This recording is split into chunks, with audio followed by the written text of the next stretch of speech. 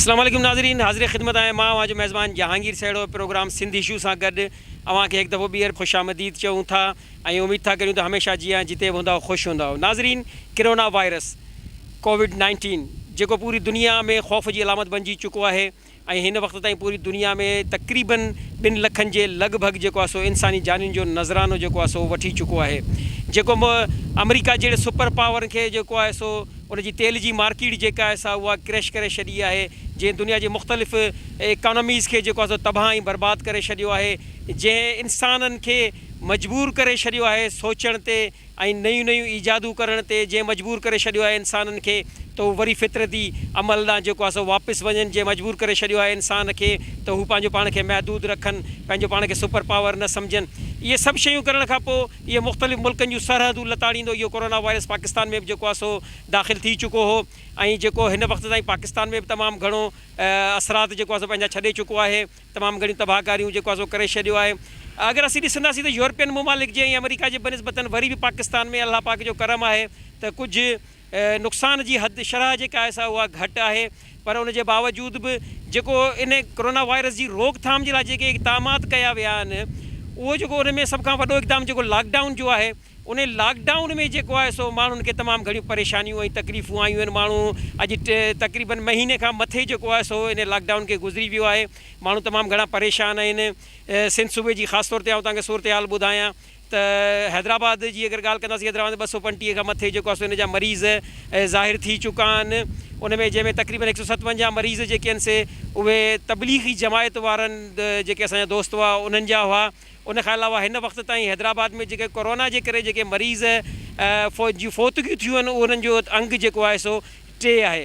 हाणे ॻाल्हि कंदासीं लॉकडाउन जी, त लॉकडाउन में जेको असांखे सभिनी खां वधीक जेको मुतासिर ॾिसण में आयो, जेको परेशान हाल ॾिसण में आयो, उहो पौरियत तबिको ॾिसण में आयो, जंहिंमें मुख़्तलिफ़ क़िस्म जा पौरियत अची था वञनि हलिया, जेके ॾियारियुनि ते कमु कनि था, जेके घरनि ऐं जॻहियुनि जा कमु कनि था, जेके नंढी नंढी फैक्ट्री नंढी नंढी दुकाननि में नंढी नंढी रेस्टोरेंट में कमु कनि था। उन खां अलावा नंढिड़ो हिकिड़ो कारोबारी तबिको आहे जंहिंजा पंहिंजा शॉप्स आहिनि, जंहिंजा पंहिंजा दुकान आहिनि, उहे बि तमामु घणा मुतासिर थिया आहिनि। ऐं मथां जेको आहे सो रमज़ान शरीफ़ जेको आहे सो शुरू थी चुको आहे। इन सॼी सूरत हाल में आउं तव्हांखे ॿुधायां त हिकु तबिको अहिड़ो बि आहे जेको तमामु घणो परेशान थियो आहे, उहो तबिको आहे जेको फैक्ट्रियुनि में कमु करे थो, जेके मुख़्तलिफ़ मिलुनि में कमु कनि था। कोरोना वायरस जे ख़िलाफ़ु हिकमत अमली जोड़ींदे हुकूमत सिंध जीअं ई 22 तारीख़ ते जेको आहे सो लॉकडाउन जो ऐलान कयो त उन में इहो बि ऐलान कयो वियो त बाबा जेके बि फैक्ट्रियूं आहिनि जिते सवनि हज़ारनि जी तादाद में माण्हू जेके आहिनि से हिकु जॻह ते कमु कनि था, उते कोरोना जे फैलिजण जो जेको आहे सो वॾो ख़दशो मौजूदु आहे। लिहाज़ा इन्हनि तमामु फैक्ट्रियुनि खे जेको आहे सो बंदि कयो वञे ऐं मज़दूरनि खे पंहिंजे घरनि ॾांहुं माणियो वञे। उन सां गॾोगॾु पाबंदि कयो वियो लेबर डिपार्टमेंट तरफ़ां जेको आहे सो उहे जेके सनती इदारा जेके आहिनि, जेके मिलूं आहिनि, उन जे मालिकनि खे त तव्हांखे हिननि खे जेसिताईं लॉकडाउन आहे घर वेठे जेको आहे सो तव्हांखे हिननि खे पघारूं बि ॾियणियूं पवंदियूं ऐं हिननि खे सहूलियतूं बि ॾियणियूं पवंदियूं। इन ते ॾिसजो त केतिरो अमल दरामद थियो आहे, पौरियतुनि जो इन सिलसिले में छा चवणु आहे, हू उन लॉकडाउन जे करे केतिरो परेशान आहिनि, हुकूमती सतह ते उन्हनि जी जेका असां केतिरी मदद थी आहे, राशन जी मद में, पैसनि जी मद में, ॿी कंहिं इमदाद जी मद में उन्हनि जी केतिरी जेका असां मदद थी चुकी आहे। उन खां अलावा ॾिसजे त जेके मिल मालिक आहिनि उन्हनि जो किरदारु छा रहियो, पंहिंजे पौरियतुनि जी सार संभाल हिन मुश्किल घड़ीअ में लहण जे सिलसिले में उन्हनि जो किरदारु कहिड़ो रहियो, ऐं हुकूमती जेके SOPs आहिनि उन्हनि ते केतिरो अमल दरामद थियो, फैक्ट्रियूं हिते केतिरियूं बंदि रहियूं न रहियूं। इन सिलसिले में असीं तव्हांखे अॼु वठी था हलूं हैदराबाद डिवीज़न जे कोटड़ी जे सनती ज़ोन में। उन खां पोइ असीं तव्हांखे वठी हलंदासीं जेको आहे हैदराबाद डिवीज़न जो हिकिड़ो ॿियो वॾो जेको आहे सनती ज़ोन नूरियाबाद आहे, उते वठी हलंदासीं। उते असां तव्हांजी ॻाल्हि ॿोल कराईंदासीं जेके सिधी तरह सां जेको आहे सो इन लॉकडाउन जे करे मुतासिर थिया आहिनि, उहे पौरियत उन्हनि सां अव्हांजी ॻाल्हि ॿोल कराईंदासीं। उते जेके पौरियत अॻुवान आहिनि उन्हनि सां अव्हांजी ॻाल्हि ॿोल कराईंदासीं ऐं कोशिशि कंदासीं त इंतिज़ामिया सां बि तव्हांजी ॻाल्हि ॿोल करायूं, जंहिं इंतिज़ामिया खे ज़िले इंतिज़ामिया खे हिननि ते अमल दरामद कराइणो हो। ऐं उन खां अलावा असीं कोशिशि इहा बि कंदासीं त तव्हांजी जेके मिल मालिक आहिनि उन्हनि सां बि ॻाल्हि ॿोल करायूं त हुननि जेको आहे सो उन पंहिंजे मज़दूरनि जी जेको आहे सो सार संभाल कीअं लधी आहे, ऐं जीअं हिन वक़्त ताईं कुझु फैक्ट्रियूं खुली बि चुकियूं आहिनि, अगरि खुली चुकियूं आहिनि त उन्हनि जे जेके हुकूमत जे ॾिनल SOPs आहिनि उन्हनि ते केतिरो अमल दरामद थियो आहे। पहिरीं ॻाल्हि तव्हांजी धरती TV वारनि जी शुक्रियो अदा कंदुसि। असां वटि जेके इदारा ठहिया आहिनि माने वर्कर जे हिसाब सां लेबर डिपार्टमेंट थियो, CCI थियो, वर्कर वेलफेयर बोर्ड थियो, यकीनन इहे टे इदारा माने फेल विया आहिनि। ॿियो त हिते जेके सिंध हुकूमत जे तहत हींअर फैक्ट्रियूं हलनि पियूं SOPs जे तहत, उन्हनि जी का बि माने SOPs ते का बि अमल कोन कयो थो वञे। पहिरीं ॻाल्हि त असांजे वर्कर पंहिंजो लेबर डिपार्टमेंट आहे, उहो त माने ईअं सम्झंदा घोर निंड सुतल आहे। पहिरियां वर्कर पंहिंजो चलो गुज़ारो सुज़ारो कंदा हुआ, पर हाणे हीअ जेका ॾुखी महल आई आहे कोरोना वायरस जे वजह खां, जेके लॉकडाउन फैक्ट्रियूं बंदि थियूं आहिनि, इन में का बि माने वर्करनि खे को बि रिलीफ न ॾिनो वियो, न वर्कर वेलफेयर बोर्ड जे तरफ़ां, न लेबर डिपार्टमेंट जे तरफ़ां, न CCI जे तरफ़ां। अञा ताईं जेके लॉकडाउन जा ॾींहं हुया उन्हनि में अञा ताईं पघारूं उन्हनि जूं कोन थियूं आहिनि। माने 23 तारीख़ खां 24 माने पंहिंजो फरवरी खां जीअं लॉकडाउन शुरू थियो त हिननि मार्च में जेका सैलरी ॾिनी त उन में जेके 8-9 ॾींहं पोयां उहे बि अञा ताईं काफ़ी फैक्ट्रियुनि अदा कोन कयूं आहिनि। ॾाढियूं दाऊं कयूंसीं पर केरु ॿुधण वारो कोन्हे। असांजो लेबर डिपार्टमेंट जा लेबर वारा जेके डायरेक्टर आहे उहो त माने ईअं सम्झ पंहिंजो अघोर निंड सुतल आहे। उन वटि दाऊं करे करे असां थकी पिया आहियूं त साईं हिते अचो तव्हां ॾिसो पाण विज़िट कयो, हिते ज़ुल्म लॻो पियो आहे। ऐं हिन महिल ताईं यकीन कंदो 1.25 महीनो गुज़री वियो आहे, कंहिं बि फैक्ट्री, हींअर त कुझु फैक्ट्रियूं हलियूं आहिनि, 1.25 महीननि जे अंदरि कंहिं बि फैक्ट्री जेके मज़दूर वीचारा अंदरि लेबर फाथल हुई उन्हनि खे हिकु त माने पंहिंजो ट्रांसपोर्ट जी बि का सहूलियत कोन हुई जेको हू पंहिंजे घरनि ॾांहुं हलिया वञनि। फैक्ट्रियुनि में उन्हनि खे ज़ोरीअ बंदि कयो वियो ऐं उन्हनि खे हिन महिल ताईं का बि माने सहूलियत कंहिं बि इदारे तरफ़ां या मालिकनि तरफ़ां उन्हनि खे न को राशन ॾिनो वियो। पघारूं उहे बि पंहिंजी मर्ज़ी ते कुझु मिलनि सैलरियूं हलायूं आहिनि। ऐं जेके फैक्ट्रियूं ज़बरदस्ती हिते हलियूं आहिनि न, उन्हनि हालांकि उन्हनि खे ओवर टाइम ॾियणु खपे हा, माने कानून जे तहत हुननि खे ओवर टाइम ॾियणु खपे हा। बहरहाल उहो ओवर टाइम त परे जी ॻाल्हि आहे, पर हुननि खे हिन महिल ताईं अञा उहे ॾिहाड़ियूं कोन अदा कयूं वियूं आहिनि। यकीन पुछो हिते वर्करनि सां वॾो ज़ुल्म आहे। ख़ुदारा असांजो वरी बि पंहिंजो साईं मुराद अली शाह खे अपील आहे त हिते विज़िट करे पाण अची ॾिसे। ज़िले इंतिज़ामिया असांजो DC अलाए कहिड़ो कमु पियो करे, असांजे सम्झ खां ॿाहिरि आहे। या त उन्हनि जी मिली भगत आहे काटी सां, DC काटी ॿई बिट बणियल आहिनि। हिते वर्करनि खे ॾाढो परेशान कयो पियो वञे। जेतिरा ॾींहं लॉकडाउन हलियो आहे फैक्ट्री जेको आहे बंदि रही आहे। असांखे को राशन हिसाबु किताबु कोन थियो आहे, न राशन मिलियो आहे, न ई जेको आहे सो जेतिरा ॾींहं फैक्ट्री बंदि रहियूं आहिनि उन जे माना हाज़िरियुनि जो थी थो आहे, पघार थींदो, इहो बि असांखे कोन मिलियो आहे। असां हिन ॻाल्हि में परेशान लॻा पिया आहियूं जेको आहे सो मतिलबु कुझु मिलियो हलियूं आहिनि, कुझु अञा कोन हलियूं आहिनि। सो इन करे असां सिंधी वज़ीर आला खे अपील था कयूं त जेको आहे सो लॉकडाउन थिए थो उन करे भला एतिरो करे असां ग़रीबनि खे घटि में घटि भला राशन ॾिनो वञे, जंहिं राशन में असां सुकून सां पंहिंजो पेट भरे सघूं, गुज़र सफ़र थी वञे। अगरि जेको आहे सो मिलियूं बंदि थियूं थियनि भला मिल वारा असांखे पघार असांखे न पघार थी मिले, न जेको आहे सो को राशन थो मिले। सो इन ॻाल्हि ते थोरो वज़ीर सिंधी वज़ीर खे असां थोरो अपील था कयूं त इन ॾे थोरो गौर करे त असां वेंदासीं काॾे। जेके सरकारी मुलाज़िम आहिनि जीअं माना पुलिस वारो थी वियो, आर्मी वारो थी वियो, जीअं GM थी वियो मिलेरा जो, उन्हनि खे त मिलंदी, पर जेके असां ॾियाड़ी कमाइण वारा जा पघार खणण त असां किथे वेंदासीं। नंढा नंढा बच्चा असांजा, जीअं असांखे जेको आहे सो असांजी मदद कई वञे इन मौज़ूअ ते जेको आहे सो महिरबानी थींदी वज़ीर आला जी। 23 तारीख़ खां वठी 24 ते जेको लॉकडाउन स्टार्ट थियो, उन लॉकडाउन जे दौरान वर्कर इलाही मुतासिर थिया। हिकिड़ा त डेली वेज वर्कर हुआ, उन्हनि खे त माना उन्हनि उन ॿिए ॾींहं ई जवाबु ॾेई छॾियो, न उन्हनि खे पघार ॾिनो, न कुझु ॾिनो, न ॾियाड़ी ॾिनो। उन खां पोइ वरी जेके हिननि फैक्ट्रियूं हलाईंदा रहिया लॉकडाउन जे दौरान बि, गवर्नमेंट जो त नोटिफिकेशन हो कि भई महीने जो लॉकडाउन आहे, पर उन खां सवाइ बि उन्हनि खे ओवर टाइम बि न ॾिनो। लेकिन उन खां पोइ वरी जेके माण्हू घर वेठा उन्हनि खे बि हिननि इहो चयो कि भई तव्हांखे असीं पघार कान ॾींदासीं जंहिं दौरान तव्हां ड्यूटी ते न आया आहियो। उन खां पोइ वरी विच में हिननि असांखे घुरायो ॿिए महीने जी 23-24 तारीख़, चयूं उहे जेके 7-8 हाज़िरियूं हूंदियूं उहे तव्हांखे मिलंदियूं। उन खां पोइ न को ॿियो को बेनिफिट ॾिनो। लेबर डिपार्टमेंट में दोस्त असांजा, असां पाण माना रड़ियूं कंदा रहियासीं, उन्हनि बि मक़सदु को बि माना एक्शन न वरितो। असांखे त को अञा ताईं को सामान न मिलियो, न को ॿिए कंहिं मज़दूर खे मिलियो, न कंहिं असांखे ॿुधायो अहिड़ी त का बि ॻाल्हि हिते कोन हुई, को राशन वाशन कोन ॾिनो हुअ। असां त इन शइ खां परेशान आहियूं। हाणे जेका सैलरी जेका रमज़ान में असांखे मिलंदी उहा बि अलाए मिलंदी आहे अलाए न मिलंदी। ख़ासि करे असांखे वज़ीर आला सिंध खे इहा रिक्वेस्ट आहे कि हीअ जेको लॉकडाउन जे दौरान जेके फैक्ट्रियुनि खे माना बंदि कराइण जो हुननि चयो आहे त उन में घटि में घटि एतिरो त कनि त वर्करनि खे भला सैलरी वग़ैरह त मिले न। जेके रजिस्टर्ड वर्कर उन्हनि जा आहिनि उन्हनि खे त उहे ॾियनि पिया पघार, या ॾिनी बि अथनि, कंहिंखे ॾिनी अथनि कंहिंखे न ॾिनी अथनि। जेके वीचारा डेली वेस ते आहिनि न वीचारा मरी त उहे विया न, उन्हनि खे उहा का शइ न पई मिले उहे वीचारा। जी नाज़रीन, कोटड़ी इंडस्ट्रियल एरिया में अवां हिते पौरियतनि जी ॻाल्हि ॿोल ॿुधी, उन्हनि जो छा चवणो अवां पाण ॿुधो। उन्हनि जो इहो चवणु आहे त असीं तमामु घणा सख़्तु लॉकडाउन जे करे जेका तमामु घणी परेशानी ऐं तकलीफ़ुनि खे मुंहुं ॾेई रहिया आहियूं। हिते असांजी गुफ़्तगू जो सिलसिलो जारी आहे। असां तव्हां सां वरी मिलूं था, हिते वठूं था हिकु नंढो ब्रेक खां पोइ असीं हलंदासीं तव्हांखे वठी नूरियाबाद, उते जे अॻुवाणनि सां अवांजी ॻाल्हि ॿोल कराईंदासीं त उते जी इंडस्ट्रियल एरिया जी सूरत हाल छा आहे।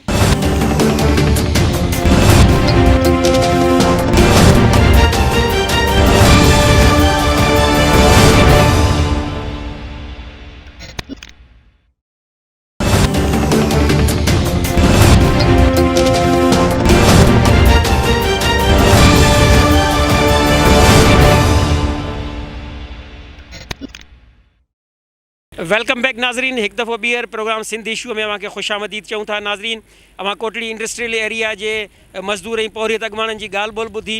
हुननि जो इहो चवणो त असीं लॉकडाउन जे करे तमामु सख़्तु घणा परेशान आहियूं, तमामु घणी परेशानियुनि खे मुंहुं जेको आहे सो ॾेई रहिया आहियूं। त हाणे असीं तव्हांखे ॿुधाईंदासीं असीं हिते नूरियाबाद जेका इंडस्ट्रियल एरिया आहे, जेको सनती ज़ोन आहे, उनजी छा सूरत हाल आहे। उन सिलसिले में उते जे पौरियत अॻुवान सां ॻाल्हि ॿोल कंदासीं। उनखां पोइ त असीं कोशिशि कंदासीं त तव्हांजी जेके फैक्ट्रियुनि जा मालिक आहिनि उन्हनि सां अवांजी ॻाल्हि ॿोल करायूं त हू उन लॉकडाउन वारी सूरत हाल में पंहिंजे पौरियतनि जो केतिरे क़दुरु जेको आहे सो सार लधी अथनि ऐं SOPs ते जेको आहे सो अमल दरामद केतिरो करे रहिया आहिनि। जीअं ई फैक्ट्रियूं हाणे खुलणु शुरू थी वियूं आहिनि त उन में SOPs ते जेको आहे सो केतिरो अमल दरामद थी रहियो आहे। असांजो जेको पौरियत तबिको आहे उहो सख़्तु मुतासिर थियो आहे। असां जेको आहे सो नूरियाबाद, कोटड़ी ऐं जेके बि असांजे ज़िले में इदारा आहिनि, कुल माइनर वग़ैरह, असां सभु विज़िट कया आहिनि। तमामु हालत ख़राबु आहे, मज़दूर तबिको तमामु परेशान हाल आहे। ऐं जिन डिपार्टमेंट्स खे इन में जेको आहे पाबंद कयो वियो त वर्करनि खे जेको आहे वधि में वधि रिलीफ ॾिनो वञे, जंहिंजा बाक़ाइदा नोटिफिकेशन पाकिस्तान पीपल पार्टी जे चेयरमैन बिलाल भुट्टो ज़रदारी साहब ऐं सिंध काबीना जेको आहे सो जे मशावरत खां पोइ कढिया विया त पौरियतनि खे जेको आहे सो हीअ रिलीफ जेको आहे सो मिलणु घुरिजनि लॉकडाउन जे दौरान, ताकी उन्हनि जा बचा बि पंहिंजो जेको आहे मानी गबो खाई सघनि। बहरहाल उन हवाले सां नोटिफिकेशन त नज़र आया, पर असांखे अमली इक़दामात किथे बि नज़र कोन आयो। असांजी जेका ब्यूरोक्रेसी आहे उन तमामु जेको आहे सो जेको नेगेटिव किरदारु अदा कयो आहे हिन लॉकडाउन दौरान। असां जेके नूरियाबाद आहे उन में काफ़ी फैक्ट्रियुनि में जेको आहे चाइल्ड लेबर बि थी रही हुई, जंहिंमें अलनूर आहे जेका टेक्सटाइल आहे उन में बि वीडियो वायरल थी। तव्हांजे साम्हूं आहे तव्हांजी धरती न्यूज़ उन जी ख़बर ब्रेक कई त जिते मासूम ॿार 14-12 सालनि जा जेके हुआ उहे बि फाथल हुआ लॉकडाउन जे दौरान, ऐं जिन खे न मानी मिली रही हुई, न उन्हनि खे मेडिकल फैसिलिटीज़ मिली रहियूं, न के बि सहूलियतूं। अगरि उहे आवाज़ उथारनि पिया त उतां जी इंतिज़ामिया उन्हनि खे जेको आहे धमकाए करे हिकिड़े क्वार्टरनि में जेको आहे 20-40 मज़दूरनि खे जेको आहे उन्हनि मासूमनि खे बि वाड़ियो, जंहिंजो जेको आहे नोटिस बि वरितो वियो बाद में, ऐं पोइ इंतिज़ामिया उन्हनि खे जेको आहे पंहिंजे घरनि ॾांहुं रवानो कयो। बहरहाल माना हिते का अहिड़ी सूरत हाल असांखे नज़र न आई। गवर्नमेंट जे तरफ़ां अमली इक़दामात असांखे नज़र न आया जेके पौरियतनि जे तरफ़ां करणु घुरिजनि हा, जंहिंजे हवाले सां वज़ीर आला सिंध ऐं असांजे चेयरमैन बिलाल भुट्टो ज़रदारी साहब ख़ासि हिदायतूं बि ॾिनियूं त असांजो पौरियत तबिको जेको आहे लॉकडाउन जे दौरान उन्हनि खे मुकमल जेको आहे माना तहफ़ुज़ ॾिनो वञे, ऐं उन्हनि खे मुकमल जेके सैलरियूं आहिनि, जेके पघारूं आहिनि, ऐं उहे वक़्त खां अॻु में ॾिनियूं वञनि। असांजी गवर्नमेंट सिंध हुकूमत जेको आहे नोटिफिकेशन जारी कयो 24 मार्च ते, त 31 मार्च ताईं जेको आहे मार्च जी सैलरी जेको आहे माना पौरियतनि खे ॾिनी वञे, ऐं उन मां का बि कटौती न कई वञे। जंहिं ते हिन वक़्त ताईं निहायती अफ़सोस सां जेको आहे चवणो थो पए त हिन वक़्त ताईं जेको आहे माना 40% बि अमल न थी सघियो आहे। 60% त अञा जेको आहे हिन ते अमल माना रहियल आहे। काफ़ी अहिड़ियूं फैक्ट्रियूं आहिनि जिन हींअर ताईं जेको आहे माना पौरियतनि खे पघारूं न ॾिनियूं, जंहिंजे करे पौरियत तबिको तमामु परेशान आहे, ऐं उन्हनि जे घरनि में फाका कशी वारी सूरत हाल आहे। न ई उन्हनि जे डिप्टी कमिश्नर जामशोर परगोर लधी आहे, न ई कंहिं ॿिए जेको आहे इदारे उन्हनि जी जेको आहे परगोर लधी आहे। असांजे लेबर डिपार्टमेंट जी जेका कारकर्दगी आहे उहा तव्हांजे साम्हूं आहे। गवर्नमेंट मुलाज़िमनि खे पघारूं मिले पियूं, हितां जा वॾा वॾा जेके इदारनि में सरमाएदार मैनेजर या उते जेके मुख़्तलिफ़ एडमिन्स में कमु कनि था उन्हनि खे पघारूं मिलनि पियूं, पर असांजो जेको ठेकेदारी सिस्टम त जेको आहे सिंध में वॾो हलमियो आहे त हिते लेबर जेको आहे तक़रीबन जेको आहे ठेकेदारी सिस्टम आहे रजिस्टर्ड न आहे, जंहिंजो सिंध गवर्नमेंट इहे नोटिफिकेशन जो फ़ाइदो जेको आहे हींअर ताईं न पहुची सघियो आहे असांजे डेली वेजिस मुलाज़िमनि खे, जेके हींअर बि फ़का कटण ते मजबूर आहिनि, जेके हींअर बि लॉकडाउन जे दौरान जेको आहे बेरोज़गार वेठा आहिनि, अगरि ॿाहिरि निकिरनि था त उन्हनि खे पुलिस थी मोचड़ा हाणे। महिरबानी करे हीउ जेको डेली वेजिस तबिको आहे, जेको अनरजिस्टर्ड मुलाज़िम आहिनि, उन्हनि जी परगोर आख़िर केरु लहंदो? न उन्हनि खे ज़िले इंतिज़ामिया जे तरफ़ां राशन ॾिनो पियो वञे, न उन्हनि खे लेबर डिपार्टमेंट जे तरफ़ां का माना फैक्ट्रियुनि वारनि खे चवराए को ॾियाड़ी वठराए ॾिनी पई वञे, न ई जेको आहे त माना ॿाहिरि निकिरी किथे माना मज़दूरी करण जे लाइक़ु आहिनि। सी असांजो जेको इदारो आहे, तव्हां हिन वक़्तु हलो, तव्हां सेसी हॉस्पिटल में हली ॾिसो, ताला लॻा पिया आहिनि, आख़िर पोरियत काॾे वञनि? पोरियत किथां पंहिंजो इलाजु कराइनि? अगरि पोरियत जेको आहे बीमार थिए थो त उहो किथां जेको आहे एतिरा पैसा जेको आहे अफोर्ड करे टेस्टूं कराए वरी पोइ उनखे इलाज खे कंटिन्यू करे सघे। त महिरबानी करे हीअ जेके सिंध गवर्नमेंट जा जेके मातहत इदारा आहिनि, जेके पोरियतनि सां रिलेटेड इदारा आहिनि, इन्हनि खे एक्टिव थियणु घुरिजे। हिन वक़्तु हीअ जेको आहे इंसानियत जी ख़िदमत करणु खपे, इंसान ज़ात जी ख़िदमत करणु खपे। हिन वक़्तु जेको आहे आख़िर छो पोरियतनि लाइ जेको आहे धरती तंग कई वई आहे? हॉस्पिटलूं जेके सोशल सिक्योरिटी जूं उहे बि बंदि कयूं वियूं आहिनि, ऐं उन खां अलावा जेको आहे माना को बि जेको आहे रिलीफ न आहे पोरियतनि लाइ। त बिराए महिरबानी असां वरी अपील कंदासीं, ख़ुदा पोरियत जेके ॾियाड़ी वारो तबिको आहे, मज़दूर तबिको आहे, डेली वेजिस वारो तबिको आहे, उन्हनि खे जेको आहे रिलीफ फिराम कयो वञे। मिलूं काफ़ी सारी बंदि आहिनि, पघारूं सही कोन थी मिलनि, पघार जी का ख़बर कान्हे, सही ॾींदा अलाए न ॾींदा, इन करे परेशान। मथां ईद बि ईंदी आहे, रमज़ान सुभाणे परी मां शुरू थी वेंदो, इन करे तब्दील आहे। वरी इमरान ख़ान खे सभिनि खे चवनि था ग़रीब माण्हुनि खे पघार सही ॾेई ॾियनि, उन्हनि खे ग़रीब मदद कजनि, ख़्यालु कजे ग़रीबनि जो। कुझु इमदाद मिले कुझु बि कोन्हे मिलियो आहे, न पैसा मिला, चवंदा इमदाद मिलियो, कुझु बि कोन्हे मिलियो, का शइ कंहिंखे कान मिली आहे अञा ताईं। परेशान हूंदा वेठा हूंदा, घर केरु कोन्हे, बसि अलाह मालिकाणी न ॾींदा त पंहिंजो पाण वेठा वेंदा, छा कंदासीं? चवणु इहो छा मदद कनि, ख़्यालु कनि असांजो। न इमदाद सामान मिले थो, न को नुमाइंदो अची पुछे थो, अलाह जे असरे में वेठा आहियूं, कमु करण बि नथा निकिरूं ऐं छॾनि ई नथा। चवनि था असां इमदाद ॾियूं था, असां हे ॾियूं था, हीअं ताईं ग़रीब अवाम ताणी का शइ बि हिननि जो न पुॼियो आहे। हुकूमती दावेदार ईअं दावादार रहिजी विया, ग़रीब अवाम उते जो उते पंहिंजे गुज़ारे पंहिंजे हाल में पियो आहे।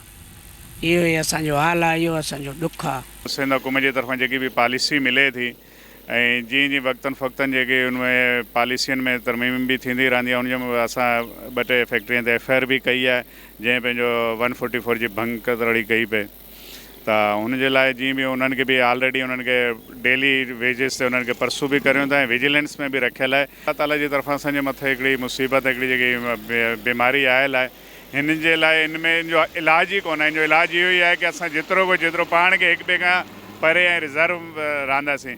ऐं फैक्ट्री में तव्हांखे ख़बर आहे की बिल्कुलु ई माण्हू जेको लाज़मी जेकी नंढी फैक्ट्री आहे, उनमें बि 50-100 माण्हू गॾु हूंदा आहिनि। त इहो अगरि जेतिरो थी सघे अञा बि अल्लाह करे जेतिरे पंहिंजे हबीब जे सदक़े, कल्ह प्यारी ॾींहुं आहे शब बरात, उनजे सदक़े पंहिंजो असांखे हिन बीमारी मां कढियो वञे, ताकी जेका ग़रीब अवाम ऐं परेशान है ॾाढो। कोरोना वायरस एक मूजी मर्ज़ है और इसने सिर्फ पाकिस्तान, जामशोर और कोटरी को ही नहीं पूरी दुनिया को अपने लपेट में लिया हुआ है, और इसकी वजह से बहुत ही संगीन नताइज आवाम और सनतकार और पूरी दुनिया जो है इंक्लूडिंग गवर्नमेंट जो है भुगत रही है। जो सिचुएशन डेवलप है, जहाँ तक ये तासुर दिया जा रहा है कि मज़दूरों के साथ ताउन नहीं हो रहा है, इसमें मैं आपको ब्रीफ़ करना चाहूँगा कि जैसे कि हमारी अपनी मिल के अंदर, और मैं इनफरादी तौर पे तमाम जो हमारे अड़ोस पड़ोस के अंदर दूसरे सनतकार भी हैं, तो मैं देख रहा हूँ कि तमाम ही लोगों ने अपने वर्कर्स के साथ भरपूर वेलफेयर का काम किया है, इंक्लूडिंग द सैलरी। उनको जो है राशन और ये तमाम चीज़ों की भी जो है भरपूर रसाई दी गई है। इसके अलावा हम अपनी एसोसिएशंस के बिहाफ पे और उनके प्लेटफॉर्म पे भी तमाम ही लोग इनफरादी तौर पे एक पूल बनाकर वहाँ कुछ फ़ंड रेज़ कर रहे हैं, जिसमें हमने डिस्ट्रिक्ट कोऑर्डिनेशन अथॉरिटीज़ के साथ भी ताउन किया। इसके अलावा हमारा आर्म फोर्सेस के साथ भी इनफरादी तौर पे ताउन रहा है कि हम अपनी आर्म फोर्सेस के थ्रू भी जो है गरीब गुरबा लोगों के अंदर राशन तकसीम करें, डिस्ट्रिक्ट कोऑर्डिनेशन के थ्रू करें, और हमारा जो कोटरी एसोसिएशन है उसके थ्रू भी हमने सपोर्ट किया है। लेकिन आपको ये भी देखने की ज़रूरत है कि इस वक्त पहले से ही सनतकार का पाकिस्तान में बहुत ज़्यादा इस्तेहसाल हो गया है, और इन बिटवीन ये लॉकडाउन जितनी बुरी तरीके से जो है डॉलर ने अप्रिशिएट हुआ, करेंसी डिवैल्यू हुई है, तो उससे भी जो है सनतकार बहुत ही ज़्यादा प्रेशर में है। और मैं समझता हूँ कि अल्लाह करे कि ये लॉकडाउन जल्दी ख़त्म हो जाए, और अगर ये 10, 15, 20 दिन के अंदर लॉकडाउन ख़त्म हो जाता है तो इसके असरात जो है सनतकारों पे 4 سے 6 ماہ سے پہلے نہیں جائیں گے، اور خدا نخواستہ اگر یہ بہت ہی زیادہ طویل ہوتے ہیں تو میں سمجھتا ہوں کہ صنعت کار جو ہے ڈیفالٹ کرنے کے دہانے پہ آ جائیں گے. تو الحمدللہ ہم تمام صنعت کاروں کا کمیونٹی کے ساتھ تعاون ہے، اور کمانا تو ساری زندگی ہوتا ہے لیکن ایک انسانیت بھی ہوتی ہے، اس کو مد نظر رکھتے ہوئے.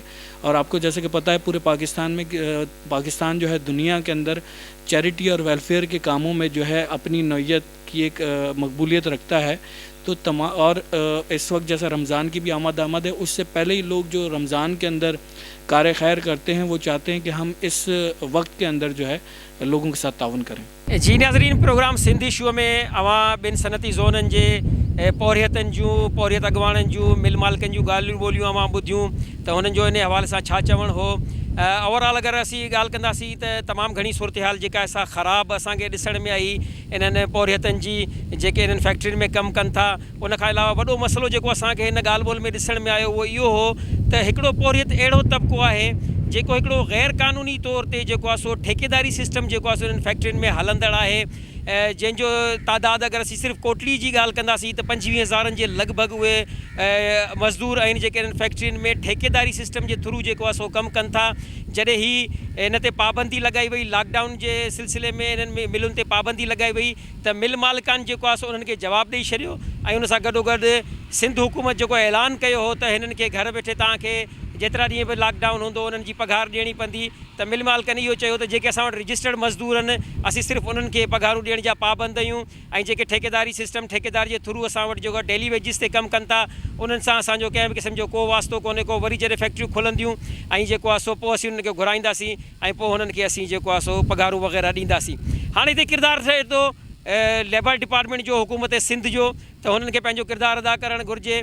ऐं इन में जॾहिं त वाज़े अहकामात बि मौजूदु आहिनि, पौरियत अॻवाणनि जो चवण त वाज़े अहकामात मौजूदु आहिनि सुप्रीम कोर्ट ऑफ पाकिस्तान जा, त डेली वेजिस सिस्टम जो को बि जेको आहे सो कॉन्सेप्ट कोन्हे को. जेके बि तव्हां मुलाज़िम पंहिंजी फैक्ट्रियुनि में रखो था उनखे डायरेक्ट तव्हांखे अपॉइंटमेंट करिणो आहे ऐं उनखे तमामु उहे सहूलियतूं ॾियणियूं आहिनि, उहे बेनिफिट्स ॾियणा आहिनि जेके हिकु मुलाज़िम खे पाकिस्तान जो आइन ऐं कानून ॾिए थो. पर हिते उनजे बिल्कुलु उबतड़ जेको आहे सो असांखे कमु ॾिसण में आयो.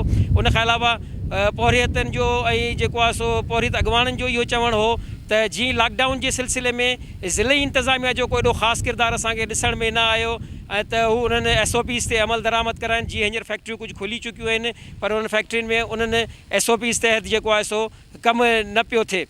हाणे ज़रूरत इन ॻाल्हि जी आहे त हीअ पौरियत जो जेका हेॾी वॾी फ़ौज आहे, जेको हेॾो वॾो पौरियत तबिको आहे जेको तमामु घणो मुतासिर थियो आहे हिन लॉकडाउन जे करे, त जीअं एहसास कैश एमरजेंसी प्रोग्राम आहे या हुकूमत सिंध इन क़िस्म जो अगरि को बि ॿियो प्रोग्राम अगरि जारी करे थी त उन में हिन जेके अनरजिस्टर्ड जेके मज़दूर आहिनि जेके फैक्ट्रियुनि जा चया पिया वञनि त उन्हनि खे रजिस्टर करे उन्हनि जी इहा जेका एहसास किफ़ालत कैश प्रोग्राम जेको आहे सो उन में उन्हनि खे शामिलु कयो वञे त हीअ पंहिंजे बचनि जो पेट पाले सघनि. नाज़रीन, प्रोग्राम पंहिंजी पुॼाणी तरफ़ वञी रहियो आहे. कैमरामैन इमरान बलोच सां गॾु पंहिंजे मेज़बान जहांगीर सेड़ो खे हाणे ॾींदा इजाज़त. अॻे हफ़्ते वरी प्रोग्राम सिंधी शो में कंहिं नए मौज़ू सां अवां सां गुफ़्तगू जारी रखंदासीं. तेसिताईं ॾींदा इजाज़त. अल्लाह वाही.